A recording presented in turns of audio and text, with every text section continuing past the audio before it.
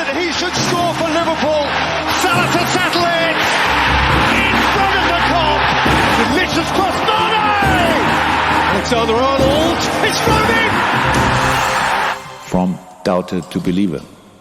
G'day everyone, welcome to the LFC Couch. I'm here joined in hotel quarantine. I'm actually not in hotel quarantine with Peter the Coach Kafinas, but I am joined over Zoom, Discord, Skype, whatever we want to call it, but we're over the internet because no one's allowed into this room, no one's allowed out, but Liverpool Football Club were allowed on my screen, Pete, and there was a bit of a result this morning, Pete.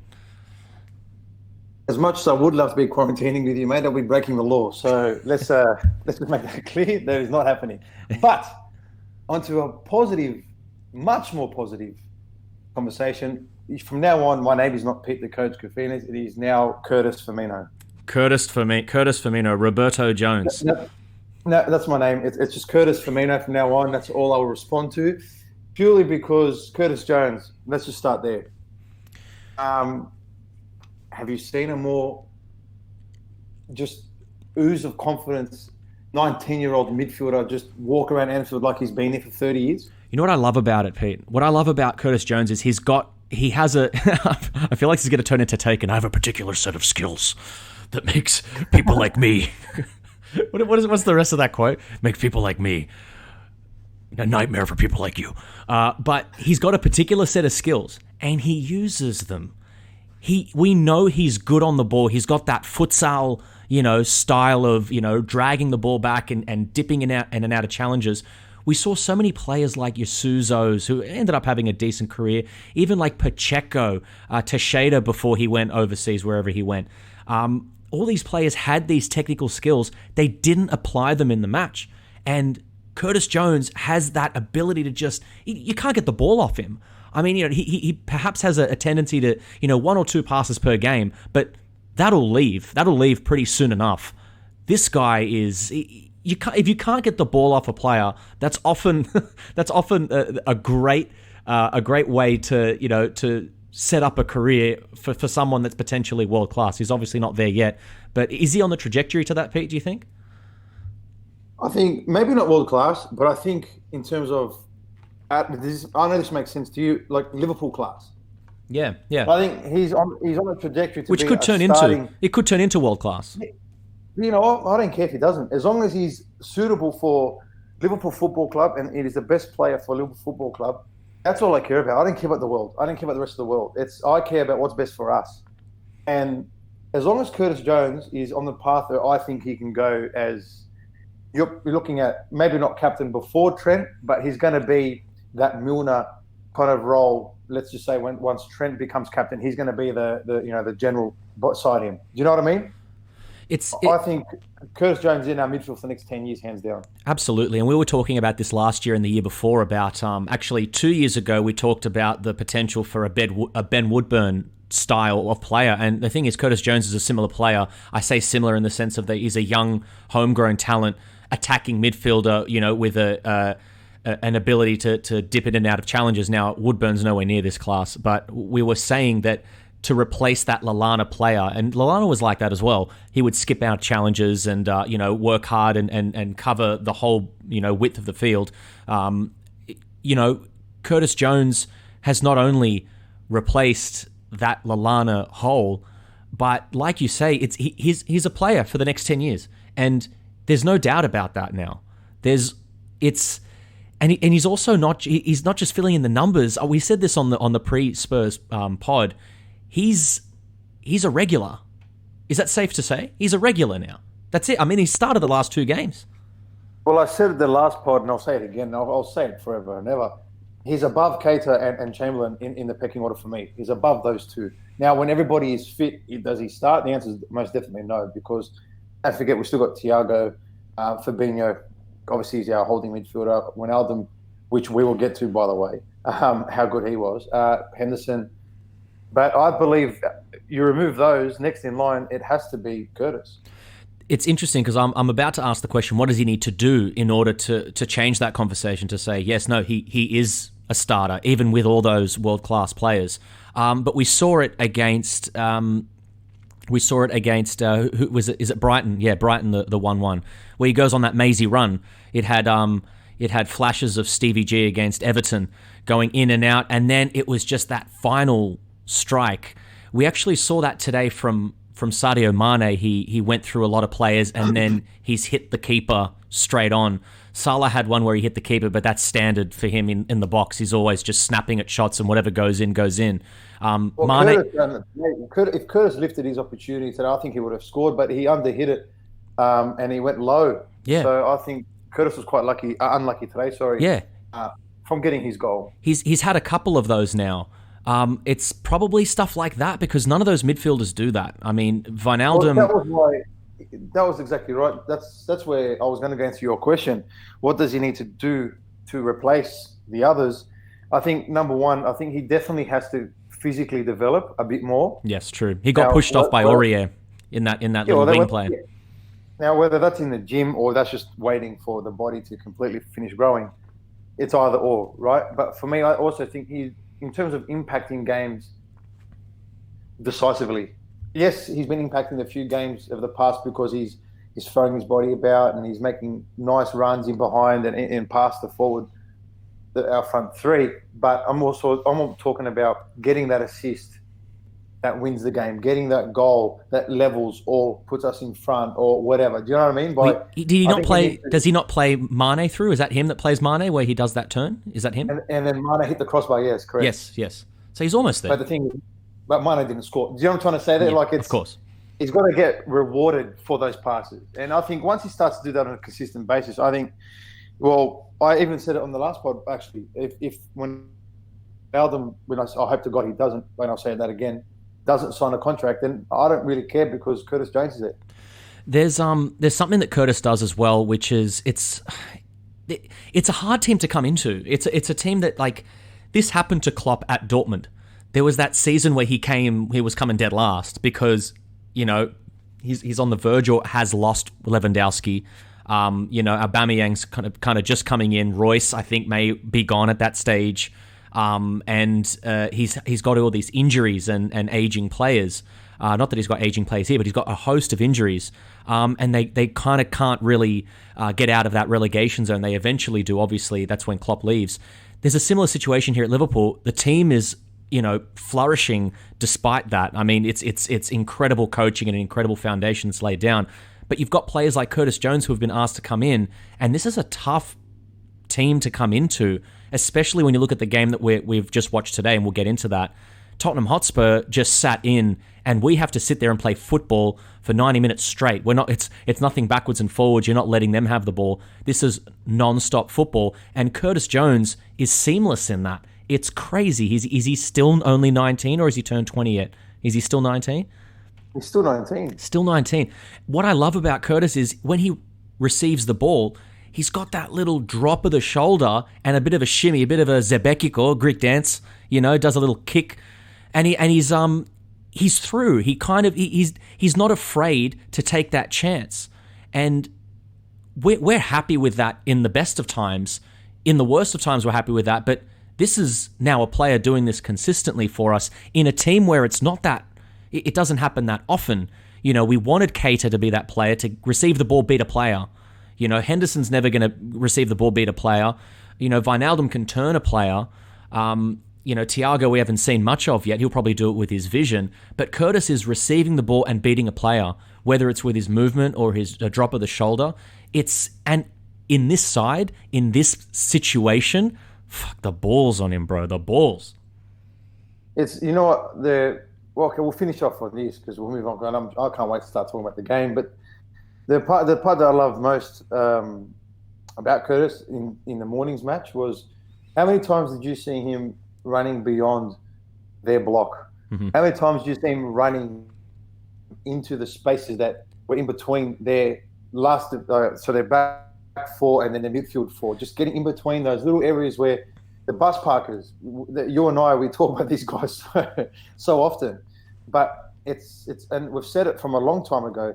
We got to have a player that is comfortable in between these tight spaces to eventually break down these stupid bus departments. Well, moving on into the game, there's something that Curtis did that I mentioned this in the pregame, is that he's someone who's literally in a semicircle. He's everywhere on the pitch, We saw it last season, and he did it in this game. But one of the main things that, like, we're obsessed with the bus parkers, Pete, you and me.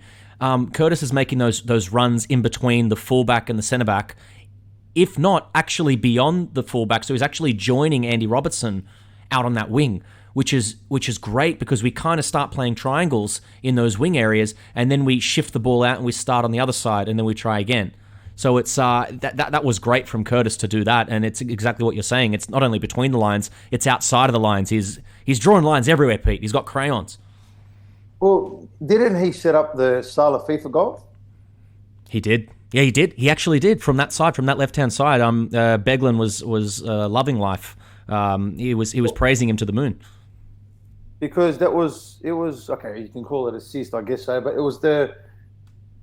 was the forward running and the confidence to have the ball at his feet inside the box that kind of drew everybody towards him, and then he laid off that pass for Salah. And it's by the way, find me a more typical Salah kind of goal.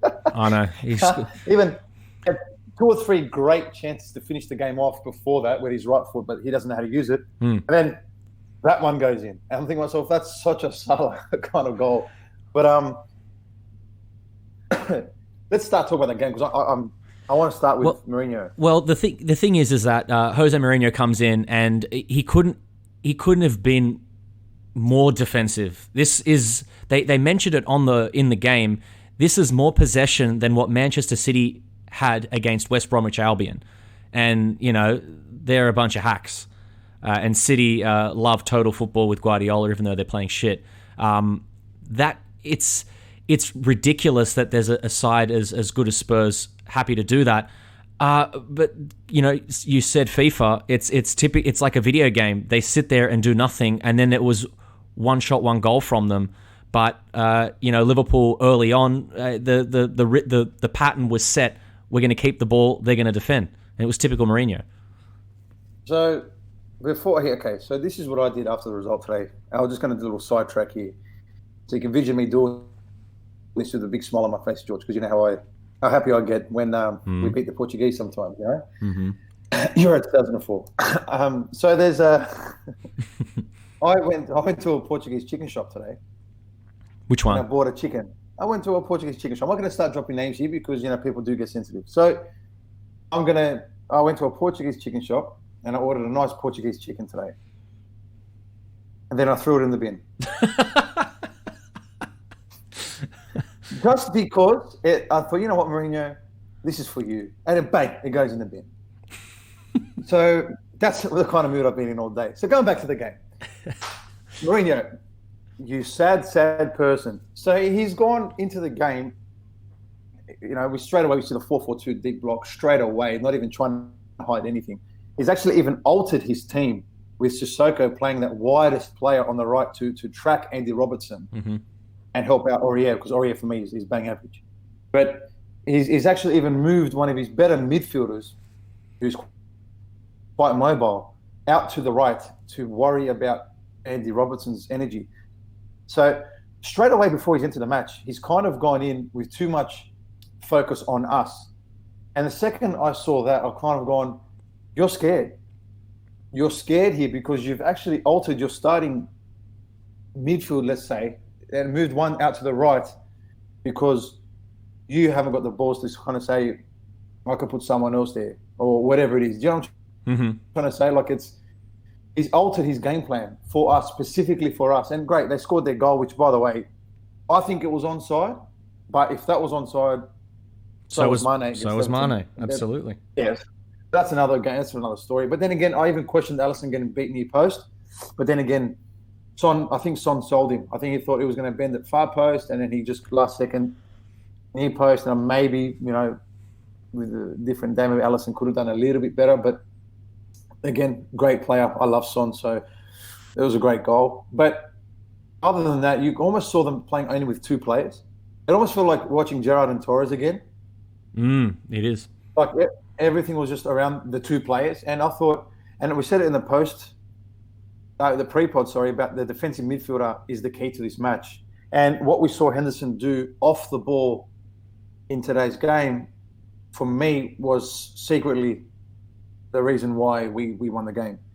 Now, I don't think I'm not saying Henderson won us the game on his own, but I'm definitely saying Henderson, without people noticing off the ball what he had done to get that second ball so many times, so many late intercepts, so many, just time he's so close to the ball. Every time they did win the second ball, but he was always next to the player causing issues.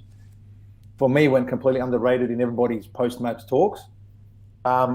Maybe because Henderson on the ball today wasn't his normal best. In my opinion, anyway, I think a lot of passes were either astray or underhit, overhit. It was just maybe a mixed game from him on the ball, but off the ball, I thought Henderson was absolutely phenomenal, and Fabinho as well. And we can't walk past giving credit to young Rhys. Well, that's the next player I wanted to talk about was Rhys Williams, because Fabinho was his usual self. I mean, it's funny. We've talked about this. I'm not sure if it's us, if it's been on a pod or just together. It's like Fabinho's probably the second best centre back in the Premier League. It's coming up to that. It's crazy how good he is. Well, right now with Van Dijk out, who's better than him? Yeah, it's crazy. I mean, people will say Laporte, and that's as far as people can go, and they're kind of basing that off form from 2 years ago, and he's been injured heavily since then. But it's very, very hard to come up with someone in that top four. I mean, you got Alderweireld, who we played against today. There's not many contenders for best centre back in the league, but Rhys Williams, he was good. I really enjoyed that, and I'm a huge fan of Billy the Kid, Cumetio.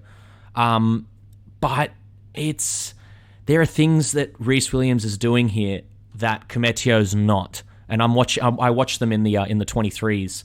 Cumetio, I think it feels like he's I think he's got the same problem as Sepp Vandenberg, which is that he's getting hyped for his on the ball ability, and they kind of forget the defensive side. Not just that, but they get too invested in their passing ability. I hope he doesn't go down the same road as Sepp Vandenberg and becomes too fancy, Mr. Cumetio. But Rhys Williams is just focusing on his job. What he did so well in the game was stepping out and making that challenge. He did it so often. If I'm not mistaken, also, it's in the first half. It was in the first half. If I'm not mistaken, he was probably man-marking Harry Kane. Now, Harry Kane goes really deep in one of our counter-presses to try and receive the ball. Rhys goes for a walk and goes and follows him. Because, I mean, and then Henderson, as you say, with his underrated work, I think he goes in and covers at centre-back. It was just interesting, the aggression from him, but it didn't go... I mean, the only time when the aggression maybe was oversold was is it Birdwine, whatever his name is, that chance that hits the post. Yeah. But other than that, there's actually... The commentators got it wrong. They said Henderson played in Mo Salah on his right foot, and then that's when he hits it with his right, and it was a... Was that in the second half? I'm pretty sure that was going at the Anfield Road end. It's actually Rhys Williams coming in for a tackle, and he comes in aggressive, makes the tackle, and his tackling foot side passes it through to Salah straight in. I mean, that was the only time we got in behind them. And I was so impressed with Rhys Williams. That for me is by far his best game. I mean, he had that problem with the foot, the offside, whatever that was. I thought it was onside as well. But incredible game from him. I think with someone like him, he's almost like that kind of Curtis Jones approach at centre back, where he's just got that oozing of confidence, like he's been there before. And I couldn't agree more in saying, is that his best game? Then obviously yes, because look at the opposition he played against. Oh. Now, this is something that I know this is completely not relatable. It is relatable, but it's obviously two different zones of football. But for example, where we coach, it's like we always tell our players, the best players you're ever going to come up against is the guys that you're training with now. Mm-hmm. So if you can do the job with the guys you're training with now, then you can do the job on the weekend. And I kind of think that refers back to Rhys Williams, where if at training, if he's going up against Mane, Salah, Firmino every day, I think who else can test him better anyway? So I think that's why he kind of looks confident against the Harry Kanes and everyone else he's kind of played against, because he's thinking in the back of his mind, well, there's no way he's better than Mane. So, and I defend Mane. Or there's no way he can do what Firmino does. And I'm used to marking Firmino. Do you know what I'm trying to say to you? Oh, absolutely. And arguably at the moment, Salah's, if if not top scorer, close to top scorer. Just putting that to one side, it's arguably the two in-form forwards in the league are Harry Kane and Son.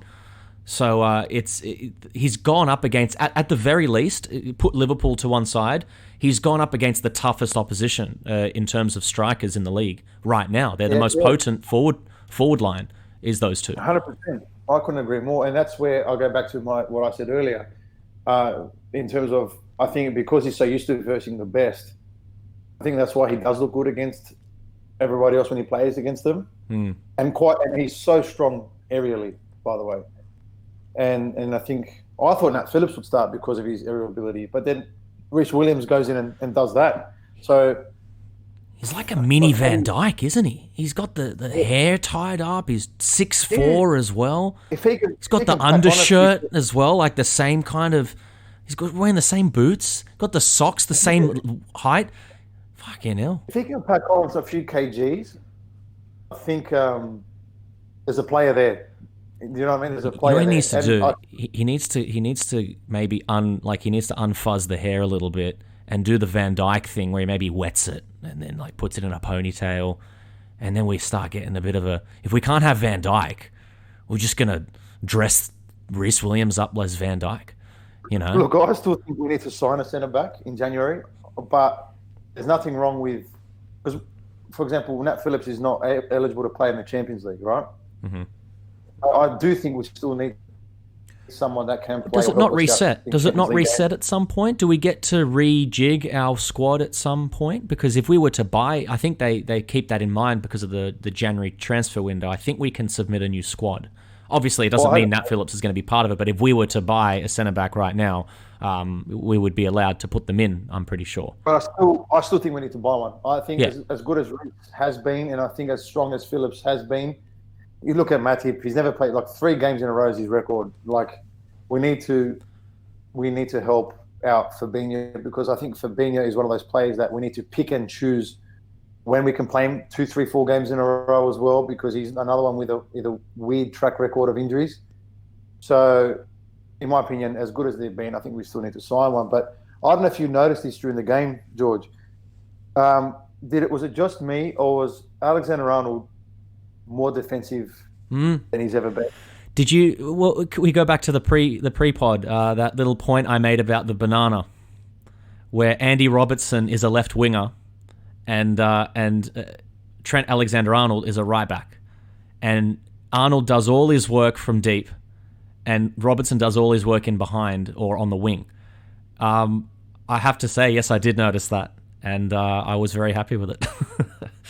Well, I can't believe how good he was as well in defending so many loose balls. And by the way, we've kind of figured how good he's at defending because of how good he is at his attacking. But I can't believe the discipline he had, where he sat back, I think, more than I've ever seen him sit back. And you can clearly tell it was an instruction from Klopp, as that's kind of the channels that Son runs into. And other than the goal, I think we did a good job at keeping him fairly quiet. Yeah, you know what it is? It's very similar to the way in which our two wingers work, because Salah, you notice when Mane gets the ball and he stands up his defender, it's like, game on, 1v1, let's do this. It's kind of like, like Mortal Kombat, fight, when Mane's on the ball. Salah finish him. Salah, when he gets the ball, he's Messi-like, he's little toe taps, he's trying to look for a pass, he gives it back usually pretty quickly, he doesn't take on his man, he'll only do his futsal dribbles inside the box. The reason I bring that up is Mane's athlete in terms of what he's doing. He's trying to run past, and he's always stretching, and is using his athleticism. Robertson's the same as Mane in that sense, in that he's always running ahead. He's putting his body on the line every single time, to the extent where people like you and me are like, oh my goodness, calm down a little bit. Similarly, on the right-hand side, Salah, as I've just mentioned, he's a little bit more reserved, and he plays 1-2s and whatnot in triangles. Alexander-Arnold, again, the same. The right-hand side's very conservative. The left-hand side is quite berserk, and they're almost, like I said, that banana, if you can imagine, left wing and left back are really high up the pitch.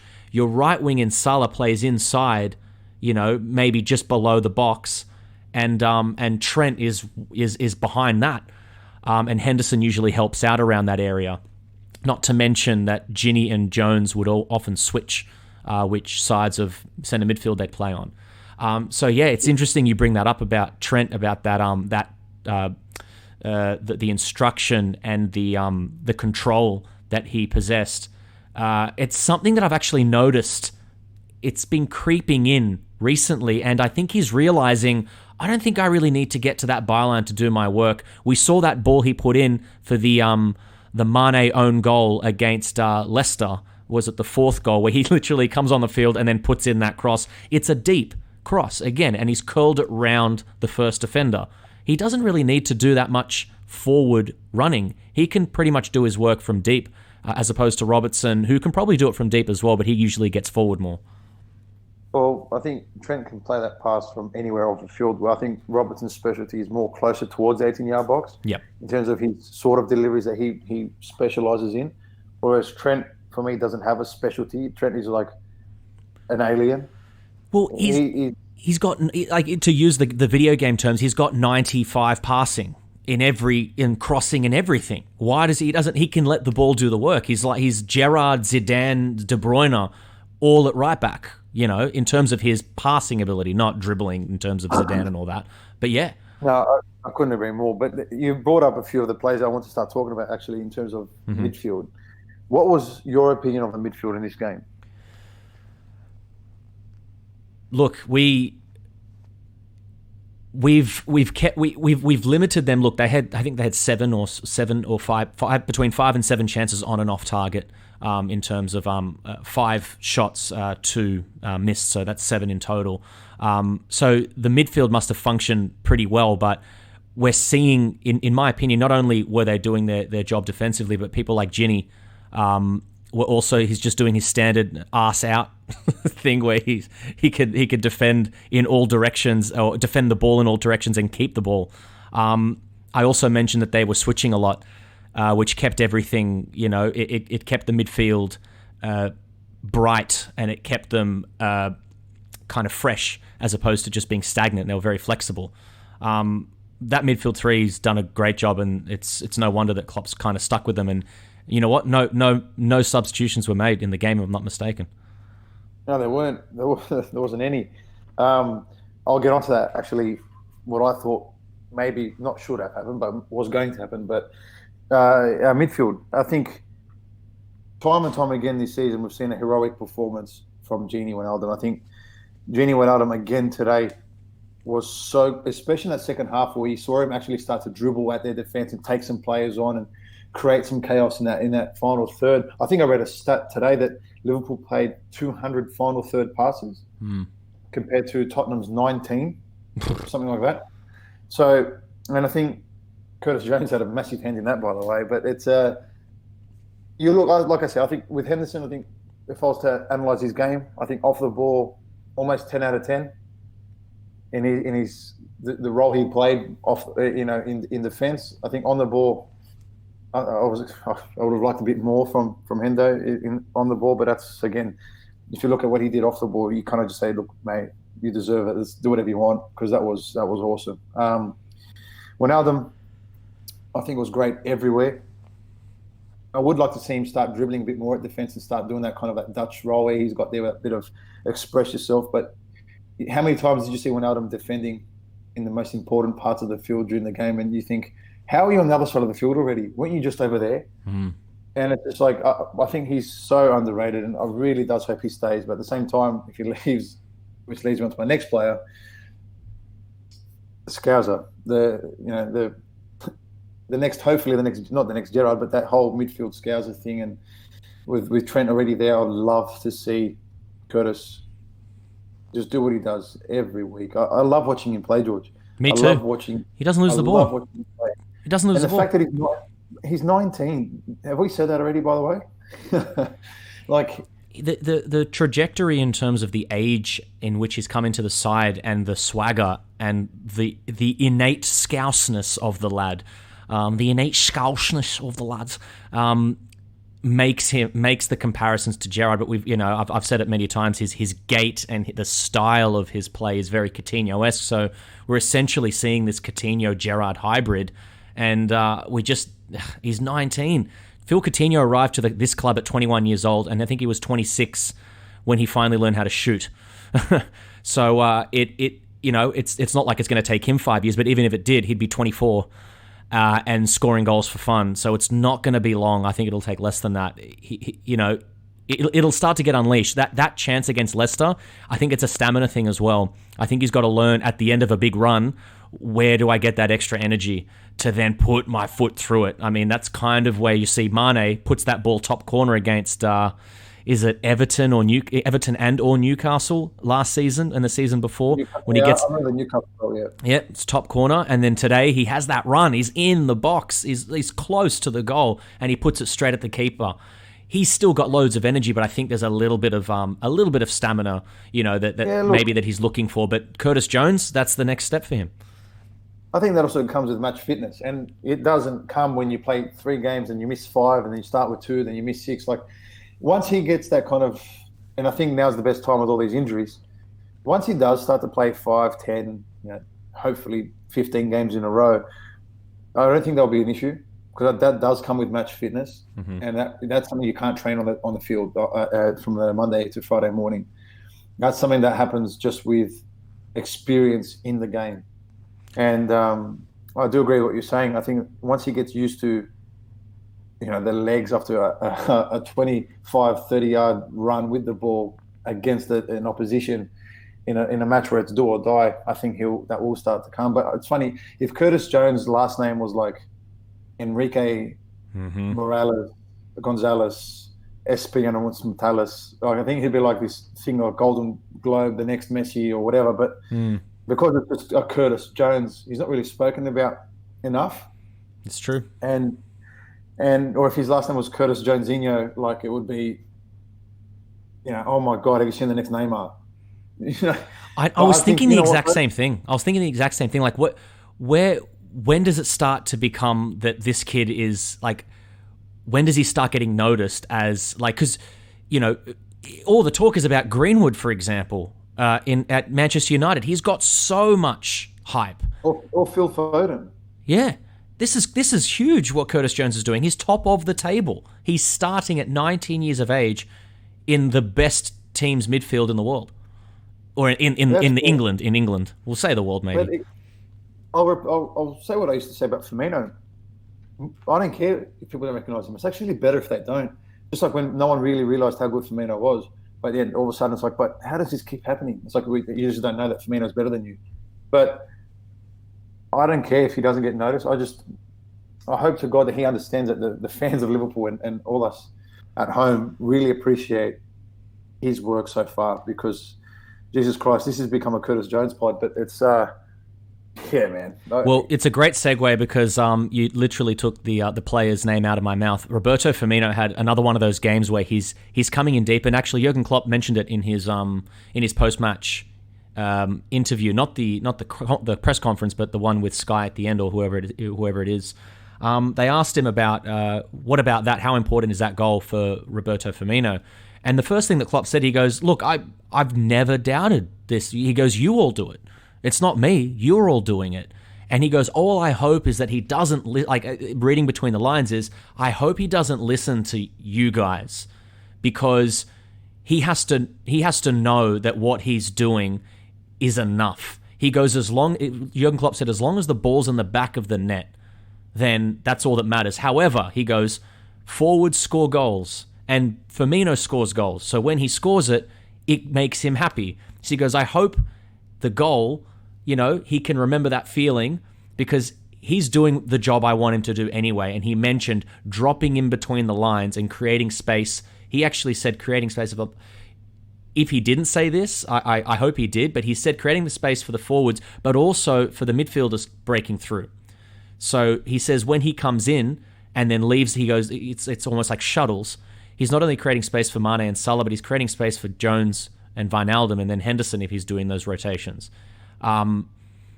He had one of those games again, and then to come up with that fucking header. What a bullet top corner.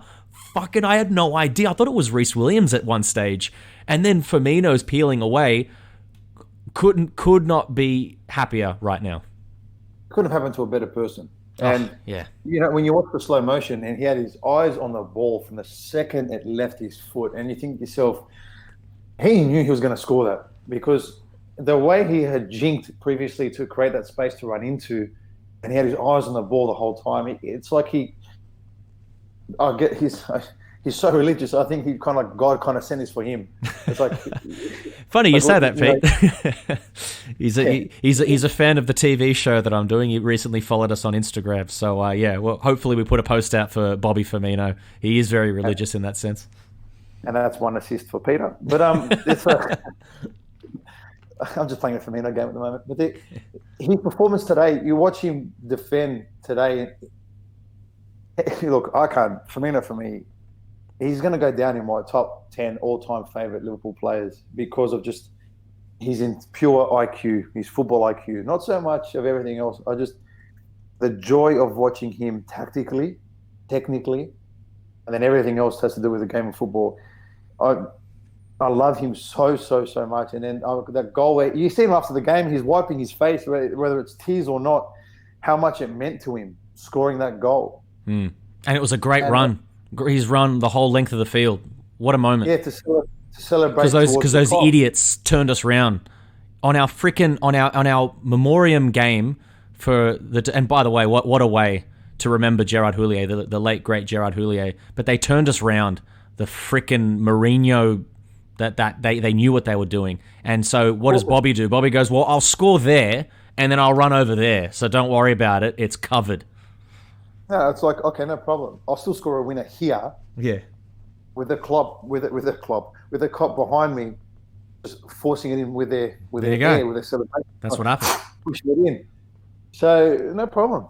You want to turn us around? No problem. We'll turn around and bend you over at the 90th minute too, and then do that. But yeah. What else could we say about Firmino? I got a question for you. Mm-hmm. Give me your thoughts on Mane's performance. I was about to bring up. I didn't want to bring up Sadio Mane before Firmino because I could sense the jitters from you. You were exploding. You were bringing him up in Curtis Jones talk. I have to bring up Firmino. Sadio Mane. I've said this every week, and it's starting to annoy me now as well. It's the talk about.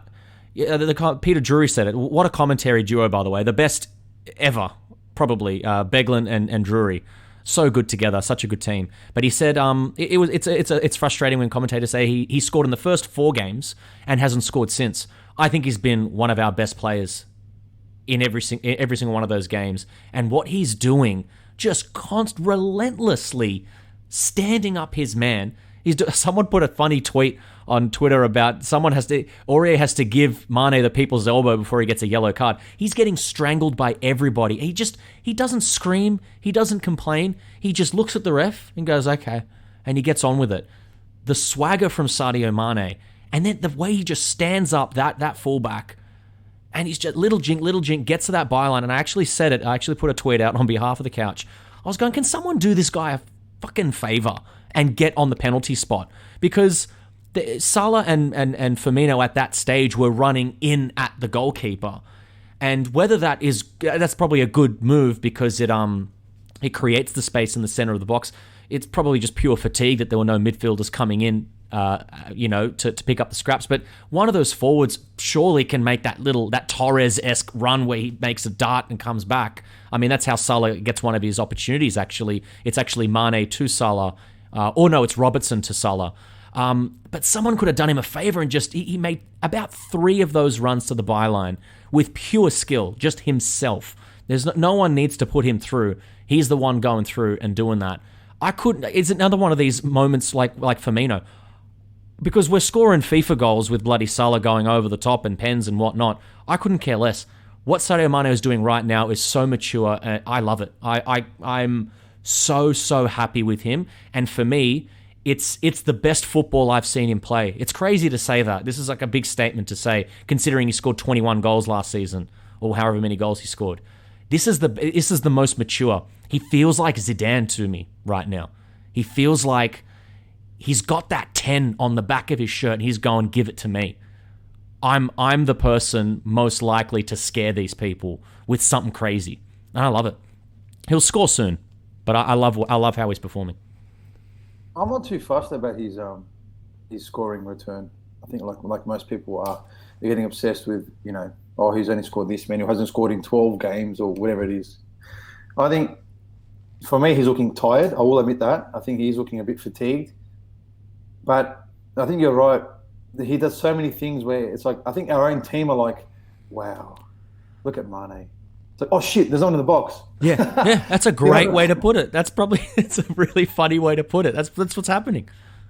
It's like, oh, look at him go, he's so majestic. Oh, wait. But like, I do think, I think he needs help, but I also think he needs a rest. Mm-hmm. I think he needs a rest. I actually thought, going back to that sub thing, I said I'd bring him up later. I actually thought he was going to get dragged for Minamino at some point during the match, because obviously Minamino would provide a bundle of energy and working quite well off the ball, as what Klopp really wants from the team as well. I actually thought he would get taken off for Minamino, mm-hmm. because I'm telling you, I just look at him and I thought to myself, God, you look tired, you poor thing. Mm-hmm. And he's still doing what he's doing. It's almost like a tired Mane seems to be better than a fully fit Minamino to Jurgen Klopp right now. Yeah, but I'm looking at that. I think to myself, just don't get injured. I get it. You're important and the rest. But he's one of the ones that we can't lose, because Mane for me is when people look at a team sheet, I reckon they see Mane's name and they know if they mark, because Aurier is shit, by the way. I reckon he was thinking the whole time, oh God, I hope I get doubled up here. I hope someone helps me. Yeah, and he did. And then Mourinho puts on another left back. He had 2 left backs on the fucking field. And he says there, the best team didn't win. Are you kidding me, Mourinho? You had 2 left backs on. He's Mourinho. Mourinho is that kind of guy who's like, just wants attention. Absolutely. I think that's all he does it for, is attention. And yeah. He's like the Donald Trump of the Premier League, except it's funny because he started becoming when he was a pundit, he was like, he was gushing over Liverpool. So we actually saw the real Mourinho, and we know, like, he kind of screwed himself, because now we know it's all an act.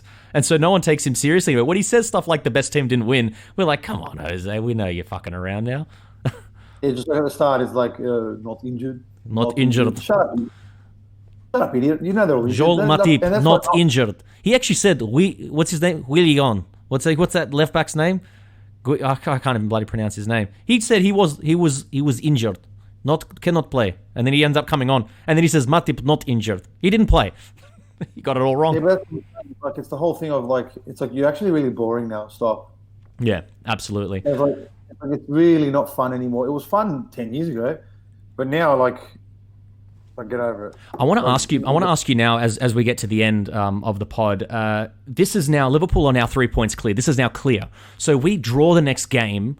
We're still first. These are the things that we have up our sleeve. Now, for me, when it was looking like there was a draw, Jurgen Klopp even said it. He goes, at the end of the game, we're thinking we may take the draw. So he says that.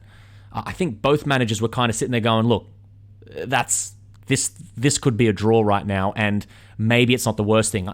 It's funny, Mourinho goes into the game saying they're not the favourites. With Liverpool's injury list, they're going into every game thinking they're the underdogs. That's all that matters, that they think that they're the underdogs. And they are. They're still the best team in the league right now, but it's because, like we said in the pre-pod, it's because of coaching, and it's because of the environment that Jurgen Klopp has created. In terms of pure players, we've got academy players playing in our starting 11. What other team is having those issues right now? Having said that, with now 3 points clear at the top, Pete, I just want to ask you, what does it look like for you now? Our next game is it not after Christmas, just after Christmas? I think it is. I'm going to check the date and the side. I've forgotten who we're playing next. But I just want to ask you, like, does this change how Liverpool kind of goes into these games? What do you feel more relaxed now going into these games? We can afford to draw one of these now. That Brighton result, for example, we can have one of those. And that might make everything a little bit more relaxed. And we might just end up winning more because we're more relaxed. And even if we drew that game against Tottenham, I feel like Tottenham are more at risk of losing against one of these shit teams because they need to sit deep. and they need to counterpunch. That's why they've been doing so well against a lot of the teams that have come at them. You know, Crystal Palace, that game, it was so Crystal Palace of them. You know, Tottenham kind of came up against their kryptonite a little bit. I have a feeling they'll drop more points. They'll get more draws, you know. So Liverpool are in a good position right now. It's perfect, that late winner. I think that we can't afford to relax because, in my opinion, and I'll say it again, that I think our main threat is still 8 points behind us. You're right. In Manchester City, and the 8 points isn't much. You know, Tottenham. I think that loss will destroy them, and I think Leicester will do them on the weekend. We've actually got Crystal Palace on the 19th, by the way. Sorry, just thought I'd mention that, but keep going. That's only 2 days away, and Crystal Palace are in good form. So I don't think this is something that we can take too lightly right now. But I think Tottenham will drop points to Leicester on the weekend. I'm going to call it from now. I think they broke them spiritually. I thought if they were going to win that, I thought that's what they're going to go ahead and try to win the league. In my mind, I thought if we beat Tottenham, I think we're going to win the league. And, you know, we beat Tottenham. I'm not going to start saying it from now, but, you know, I think Chelsea will continue to drop points along the way. For me, our biggest threat is Manchester City. Always. And I don't care what you want to say about them now. They're still Manchester City. They're still that $600 billion team. They're still Pep Guardiola coach. They're still deadly, and they're only 8 points away. It's interesting you say that thing about we broke Tottenham. It's funny because right now, if I could ask you for any other experience other than Istanbul, would you take it? Would you take a 1-0 win to Liverpool where Smith says scores in the first 5 minutes or something like that? Would you take that, or would you rather the 3-3, the heroics, the Gerrard header, you know, the Reza setup? You know, Carragher's last minute thing, Dudek's spaghetti legs. Which one of those would you prefer? Oh. In hindsight, now that they're both those results, you're loving Istanbul, right? The story that you get to tell, right? Of course, you know, the drama's always good. Drama's always good. The reason I say that is because if we beat Tottenham 2-0 or something like that, or 1-0, and they kind of come at us and it's kind of lucky, they may get galvanized by that, going, oh, look, it was unlucky. But did you see the look on Harry Kane's fucking fat head when that goal goes in? And the look on Mourinho's face? People are even photoshopping his frown to be even worse than what it was. You're right in saying that it could break them because of the manner in which it happens. They played that shithouse football for 90 minutes and it almost worked, and then it didn't. That's even better. Like, almost like giving someone a piece of candy and then snatching it away from them, going, fuck off. That's what I think. I reckon Leicester will take points from them, and I think, like I said to you before, I think Chelsea will drop points along the way. Arsenal might have to avoid relegation. Southampton will drop off. Then who else? Leicester up and down. You saw them this morning. They lost this morning to Everton. I think Man United, to be fair to them, if they win both their catch-up games, I don't think that they're far off behind us either. I think it's only a couple of points. They would go 4 points or something below us if we had, I think at that point where we were top of the table with Spurs. I'm not sure if they've played since then. No, they haven't played yet. They got 2 games in hand, I think. Yeah, they play. Oh, there you go. They play on the 18th. Oh no, they don't. No, when do they play? Jeez, I don't know. Probably today. Oh, probably tomorrow. But they go really close to us with their game in hand. But then again, I think they will crumble. I think they'll win 2-3 games in a row, then they'll lose. They won't win in another 3 or 4, whatever it is. It's the perfect Solskjaer keeping him in the job. As soon as they start to threaten to sack him, he wins 3 on the bounce, and then as soon as they praise him, he loses 3 on the bounce. He's perfect. He's he's the best manager we could have hoped for. It's brilliant. And that's where I think I still will say Manchester City is our biggest threat. Absolutely. They got a game in hand, do they not? No, I think they're equal now. I think they're equal? Their game in hand. Oh, okay. I'm not too sure of that, actually. That's me just taking a guess. Mm-hmm. But like I said, I don't care what people say about the games they've lost and drawn and all that kind of stuff. They're our biggest threat to the title. And it's I wouldn't forget about them too soon because it's only round, 12? Yeah, so just to confirm that, Man City are 1 game behind us on 20 points. If they win their game in hand, they go 5 points away from us. So they're spiritually 5 points behind us. They're actually 8 points behind. United are two games in hand, and they're 8 points behind. If they win both their games in hand, they go up to 26 points. They go second. See what I mean? Like, we can't get too carried away right now. By the way, 12 games is a third of the season. It's a good position to be in. It's a great place to be, a third of the season gone. I want to ask you as we wrap up who your man of the match was, and then we'll kind of we'll wrap it up and make some plans for pre-Crystal Palace, which is going to be very, very soon. But I wanted to ask you at the end here, who was your man of the match? Curtis Firmino. Curtis Firmino. That's a good one. You actually get to pick 2 people. I'm going to go for Rhys Williams. I loved that step up challenge that ended up being a through ball to Salah that everyone thought was Henderson, but it was actually Rhys Williams. And watch, it'll end up being Henderson probably, but I'm almost certain it was Rhys Williams. Pete, this was one of the best moments in a while. It was great to beat our closest rivals at the top of the table. We're 3 points clear now. There is buffer room, but as you say, as the coach says, as Curtis Firmino now says, he's no longer the coach. He's Curtis Firmino. as CF now says, we can't be complacent, and that starts with Crystal Palace. I think one of the great things about the way we played against Tottenham is keeping the ball for that long means that they're the ones that get tired, not us. Hopefully, it contains some of our stamina. But we have to go again against Crystal Palace in 2 days. It's going to be a tough one, Pete. But we will be back here on the couch, I'm sure, whether it's you, me, or Nick, chatting about it. But as it stands, Liverpool are top of the table. And we're looking forward to the future. Is that safe to say, Pete? I'm looking forward to Thiago returning from his holiday. Did you see? He was watching the game and he says, not long now, Reds. So this is it. This is the home stretch. We're going to see, hopefully before the year's end, they're saying that we might see Thiago.